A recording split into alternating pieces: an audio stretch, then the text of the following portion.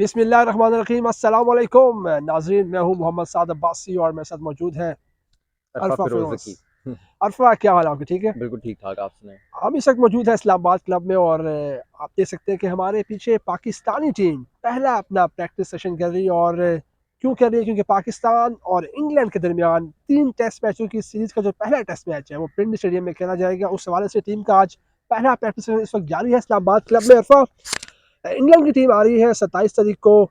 एक तारीखी test match है पिंडी में, बड़ी इंपॉर्टेंट सीरीज है। इस वाले से क्या कहेंगे आप? इसमें तो कुछ शक नहीं है कि एक तारीखी टेस्ट मैच होने वाला है और तारीखी सीरीज होने वाली है, क्योंकि 17 साल बाद इंग्लैंड जो है वो टेस्ट दौरा करने वाली है पाकिस्तान का। हमने देखा है कि ये revival of international cricket Pakistan में ये शुरू हुआ 2015 से हुआ। छोटी टीमें आई, जिम्बाब्वे आई, बांग्लादेश आई, फिर उसके बाद एक तसलसल शुरू हुआ जिनको हम बड़ी टीमें कहते हैं, उनका उनकी आमद का शुरू हुआ। साउथ अफ्रीका देख लें, ऑस्ट्रेलिया देख लें, और अब इंग्लैंड आ रही है। तो यानी कि बड़ी बड़ी टीमें, अब हमने वो जो पीसीबी ने और पाकिस्तान क्रिकेट ने जो हदफ एक अपना टारगेट सेट किया हुआ था कि बड़ी टीमों को हमने होस्ट करना है, इंटरनेशनल जो टूर्स हैं वो मुकम्मल तौर पे एक नॉर्मलाइजेशन की तरफ हम जाएंगे, तो उस चीज़ का अब आगाज़ होना शुरू हो गया। और इंग्लैंड की टीम जो हमने कहा था कि ये आखिरी हमारा एक बेंचमार्क होगा, यहाँ हमने आकर इनको होस्ट करना है। ऑब्वियसली आपको पता है कि एक कंट्रोवर्सी हुई थी जिसमें न्यूजीलैंड और इंग्लैंड ने बिल्कुल नहीं हमारा दौरा किया था, कैंसिल आउट कर दिया। दुखी हुए थे काफ़ी क्रिकेट फैंस, और पाकिस्तान क्रिकेट बोर्ड को भी एक धचका लगा था। लेकिन अब हमें लग रहा है कि एक नॉर्मल सब चीज़ें हो रही हैं, जिस तरह बाकी टीम्स जो है उनका दौरा करती हैं दीगर टीमें, तो अब पाकिस्तान में भी आकर इंटरनेशनल टीम्स अब दौरा कर रही हैं, तो बहुत एक बड़ी तो बात नंबर है। ठीक कहा। इससे पहले ऑस्ट्रेलिया ने दौरा किया, बड़ी टीम है ऑस्ट्रेलिया। चलिए बात करें इस टेस्ट सीरीज की। कुछ नए लड़कों को मौका दिया गया है, उन्होंने अच्छी परफॉर्मेंस दी है हम्म, कैप्टन ट्रॉफी में। बात कर लेते हैं पहले मोहम्मद अली की, जो कि फास्ट बॉलर है। हम्म। उनको हमने देख रहे हैं कि काफ़ी टाइम से वो भी प्रैक्टिस कर हम्म। रहे हैं, बॉलिंग करवा रहे हैं। तो इस हवाले से क्या कहेंगे मोहम्मद अली की जो सिलेक्शन हुई है? देखिए, मोहम्मद अली की ना एक बड़ी सरप्राइज सिलेक्शन है। हमने ना पहले भी देखा, हम लोग एक्चुअली हमारा जो फोकस होता है वो सिर्फ पीएसएल पर ही है। लेकिन इससे पहले हमने देखा कि टी20 स्क्वाड में जो इंग्लैंड के खिलाफ हुई है सीरीज, उसमें आमिर जमाल को सिलेक्ट किया बिल्कुल गया। और कभी ये किसी न्यूज़ में भी खबर भी नहीं आ रही थी कि आमिर जमाल कोई एक ऑलराउंडर है, क्योंकि सबकी नज़रें जो है वो या तो आमिर यमीन पे थी या फिर फ़हीम अशरफ पे थी। लेकिन आउट ऑफ द बॉक्स सोचा पीसीबी सिलेक्शन कमेटी ने और आमिर जमाल को सिलेक्ट किया, क्योंकि डोमेस्टिक परफॉर्मेंस थी। बिल्कुल और इसी तरह अब मोहम्मद अली का जैसे आपने नाम लिया है, फास्ट बॉलर हैं सेंट्रल पंजाब की जानिब से, सेकंड 11 में इन्होंने परफॉर्मेंस दी। उसके बाद फर्स्ट 11 में इनका जो प्रमोशन हुई, लास्ट टाइम भी इन्होंने लास्ट सीजन भी काफ़ी अच्छी परफॉर्मेंस दी थी। इस बार भी टॉप 3 में इन्होंने फिनिश किया है। तो इसका मतलब ये है कि जो पीसीबी सिलेक्शन कमेटी है उसका जो रुझान है अब डोमेस्टिक क्रिकेट को इज्जत देने का है। जो डोमेस्टिक क्रिकेट में फर्स्ट क्लास सीजन में परफॉर्म करेगा उसको अब प्रेफर किया जाएगा। और मोहम्मद अली और आमिर जमाल और अबरार अहमद वो बिल्कुल। एक इब्रार बेहतरीन। की मैं आपसे बात करने लगा था कि हाँ। सर इब्रार को भी सिलेक्ट किया है टीम में। अच्छी स्पिन बॉलिंग कर रहे हैं, उन्होंने काफ़ी विकेटें भी ली हैं इस सीज़न में। इब्रार की जो सिलेक्शन है उसको कहाँ देखते हैं आप? एब्रार की सिलेक्शन ना बहुत एक्साइटिंग है। वो एक्साइटिंग इस लिहाज से कि हमने वाइट बॉल फॉर्मेट में देखा है कि जो श्रीलंका है, अफ़गानिस्तान है, इंडिया है, इन्होंने मिस्ट्री स्पिनर्स को बिल्कुल इंट्रोड्यूस बिल्कुल किया है, सही। और लेकिन वाइट बॉल फॉर्मेट में किया है। और ये जो अब अबरार अहमद की जो सिलेक्शन है वो थोड़ी-सी इस लिहाज से डिफरेंट हो सकती है, क्योंकि रेड बॉल में सिलेक्ट हुए हैं। वाइट बॉल में ऑब्वियसली इनको सिलेक्ट किया, लेकिन इनको अभी तक उनका चांस नहीं दिया। लेकिन रेड बॉल जो फर्स्ट क्लास क्रिकेट है उसमें इन्होंने परफॉर्मेंस दी है। और मिस्ट्री स्पिनर कंसिडर किया जाता है कि वो सिर्फ टी20 का बॉलर है, लेकिन आउट ऑफ द बॉक्स वही बात है कि सोचा है, परफॉर्मेंस को जो है वो इज्जत दी है पीसीबी सिलेक्शन कमेटी ने। और अब जो टेस्ट क्रिकेट है उसमें उम्मीद यही की जा रही है कि अबरार अहमद को जो है वो डेब्यू कराया जा सकता है रावलपिंडी टेस्ट में। और एक्साइटिंग है कि एक मिस्ट्री स्पिनर जो पहली बार पाकिस्तान की नुमाइंदगी करेगा, तो एक्साइटेड है उसके देखिए लिए। अरफा, हम देखते हैं कि जो पिंडी की पिच है वो सीमर्स को काफ़ी हेल्प करती है वहाँ पे, क्योंकि कंडीशंस भी ऐसी होती हैं वहाँ पे। अक्सर बादल भी आ जाते हैं, क्योंकि मौसम का बड़ा यहाँ पे हाँ। इफेक्ट है इस्लामाबाद पिंडी में। हम्म। तो वहाँ पे आप कैसे देख रहे हैं कि इब्रार को अच्छा मतलब टाइम मिलेगा उनको, मदद मिलेगी उस पिच पे? इसको ना हम ओवरऑल अगर जज कर लें थोड़ा सा, अगर आप स्क्वाड की सिलेक्शन को देखें ना, तो आपके पास 4 स्पेशलिस्ट स्पिनर बिल्कुल आपने इंक्लूड किए हुए हैं। और जो पेसर्स हैं आपके, वो तमाम वो पेसर्स हैं जो एक्सप्रेस पेस के हैं, यानी 140 प्लस के पेसर्स हैं। आप हारिस रऊफ को देख लें, बिल्कुल। मोहम्मद अली को देख लें, या आप नसीम शाह को देख लें, वसीम जूनियर भी हैं। वसीम जूनियर, तो ये तमाम 140 प्लस के हैं। तो इससे हमें एक आइडिया मिलता है कि जो पीसीबी का अब जो आइडियोलॉजी है रिगार्डिंग द पिच क्यूरेशन, ये तीनों टेस्ट मैच के हवाले से, ये अब होगी थोड़ी सी स्पिन ओरिएंटेड। और अबरार अहमद की आपने बात की, तो डेफिनेटली अगर स्पिन ओरिएंटेड होंगी तो अबरार अहमद को जो है एक अच्छा मौका मिल सकता है। लेकिन Pindi cricket stadium as compared to Karachi या मुल्तान, पिंडी क्रिकेट स्टेडियम थोड़ा सा कम ऑफर करता है। यहाँ हम देख सकते हैं कि 3 फास्ट बॉलर्स और एक स्पेशलिस्ट स्पिनर जो है वो आ सकता है। लेकिन अगर आप मुल्तान या कराची की बात करें तो वहाँ हम देख सकते हैं 2 स्पेशलिस्ट स्पिनर जो है वो खिलाए जा सकते अच्छा, फ़हीम अशरफ की थोड़ी सी बात हैं। करूंगा कि जिस तरह फ़हीम अशरफ थोड़ा सा टीम से बाहर रहे, हुँ, दोबारा उन्होंने अच्छा कमबैक किया, डोमेस्टिक में परफॉर्मेंस दी, अब वो दोबारा टीम में आए हैं। तो फ़हीम को आप हमने शायद मिस किया T20 वर्ल्ड कप में, थोड़ी वहाँ पे कमी महसूस हुई क्योंकि वहाँ पे हमें ऐसे बैट्समैन की ज़रूरत थी जो कि हमें बैटिंग भी करके दे और हुँ। बॉलिंग भी करके दे।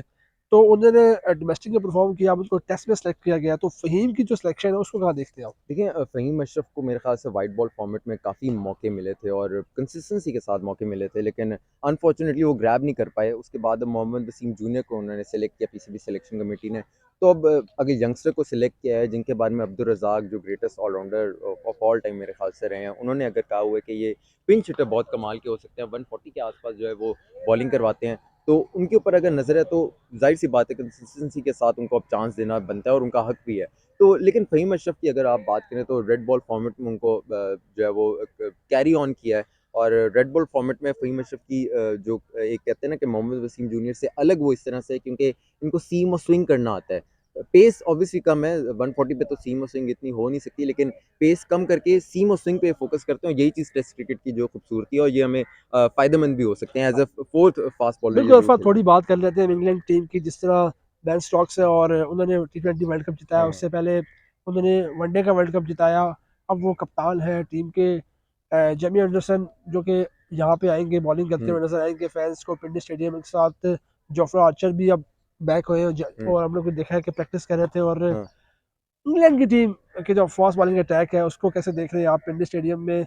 क्या मुश्किलात आएंगी पाकिस्तान टीम को? देखिए, इंग्लैंड की टीम जो है ना वो रिलाई कर रही है सारे फास्ट बॉलर्स पे। अगर आप उनके स्क्वाड को देखें तो उनके पास एक स्पिनर है, लीच जो लेफ्ट आर्म स्पिनर है। उसके बाद अब उन्होंने रेहान अहमद जो 18 साल अठारह के हैं, साल के लेग लेग स्पिनर हैं, स्पिनर उनको से। आउट ऑफ द वे जाके सिलेक्ट किया है ब्रेंडन मैककलम ने और सिर्फ़ 3 फर्स्ट क्लास मैचेस उसने खेले हैं।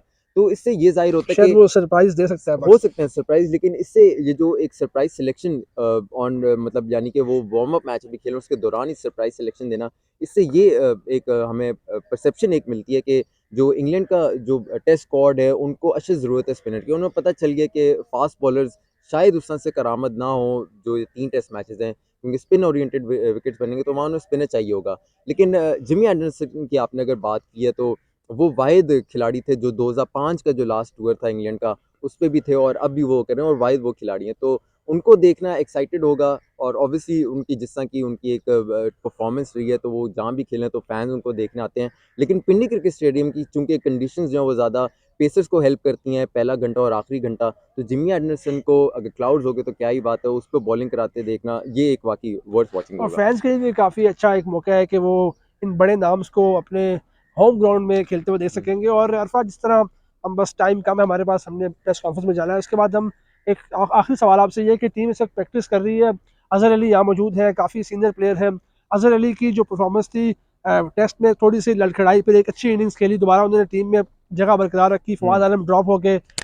इसको कैसे देखते हैं आप? बहुत सरप्राइज़ किस्म की ये ड्रॉप थी क्योंकि फवाद आलम को अगर ड्रॉप किया, लेकिन एट द सेम टाइम अगर फवाद आलम को ड्रॉप करके आप देखेंगे किसको सेलेक्ट किया है, तो वो सऊद शकील है और सऊद शकील जो है वो पोटेंशियल डेब्यू है उनके, वो कर सकते हैं डेब्यू रावलपिंडी टेस्ट में जो पहले टेस्ट मैच हो रहा है, 5-6 नंबर पे खेल सकते हैं। लेकिन सऊद का हमने देखा कि वो मुसलसल परफॉर्मेंस देता आ रहा है डोमेस्टिक बिल्कुल में। देते आ रहे हैं और एक जो कहते हैं ना कि एक अंडर 19 अंडर 16 का प्रोडक्ट है, डोमेस्टिक में प्रोडक्ट बनता है, ये सऊद शकील पे मेरी उम्मीदें ज़्यादा इसलिए क्योंकि ये एक तो खिलाड़ी तो हैं ही, लेकिन साथ में ये एक कप्तान के तौर पे भी हमें कोई मालूम नहीं कि फ्यूचर में जो है वो रिप्रेजेंट करते पाकिस्तान को नज़र आए। तो बहुत एक्साइटेड हूँ उनके लिए, पोटेंशियल है बिल्कुल उनमें और फवाद आलम का exclusion at the same time, लेकिन जो अज़हर अली हैं उनकी एक अच्छी बात है कि काउंटी क्रिकेट भी उन्होंने रिसेंटली खेली है और डोमेस्टिक क्रिकेट में उन्होंने परफॉर्मेंस अच्छी दी है, ये जो अच्छा, हालिया यहाँ पे अगर हम बात ना बिल्कुल। करें शान मसूद की, जो ज्यादती होगी, हुँ, शान मसूद ने नो डाउट बड़ा अच्छा खेला T20 वर्ल्ड कप हुँ, में, जिस तरह की उनकी टेक्निक है।